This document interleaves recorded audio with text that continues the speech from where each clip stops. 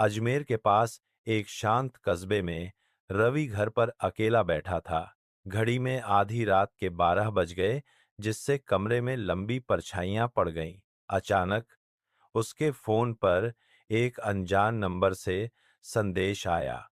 Screen चमक उठी, जिस पर एक भयावह संदेश प्रदर्शित हुआ, मैं तुम्हें देख रहा हूं।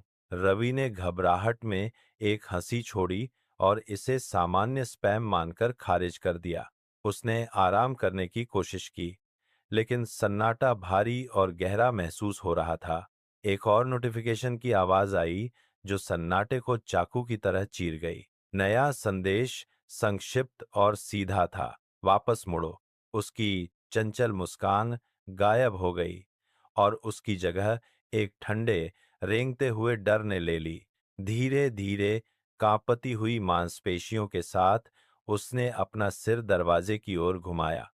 कमरा खाली था, बस लैंप की टिमटिमाती रोशनी को छोड़कर। उसने एक कांपती हुई सांस ली।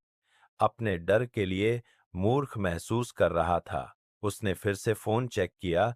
उसका अंगूठा स्क्रीन के ऊपर मंडरा रहा था। एक नया संदेश दिखाई दिया। गलत दिशा, यह डिजिटल टेक्स्ट में फुसफुसाया।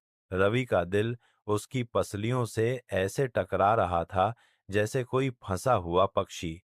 कमरे की हवा अचानक ठंडी और स्थिर महसूस होने लगी। उसका फोन उसकी हथेली में जोर से कंपन करने लगा, जो उसका ध्यान आकर्षित कर रहा था। स्क्रीन पर लिखा था, अपने फोन के पीछे देखो।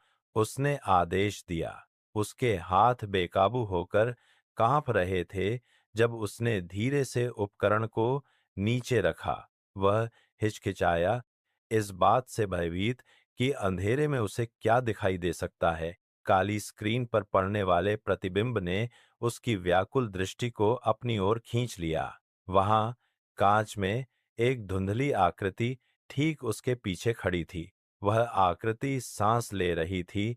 शांत कमरे में एक धीमी आवाज, अजनबी के पीले चेहरे पर एक चौड़ी, अप्राकृतिक मुस्कान फैल गई।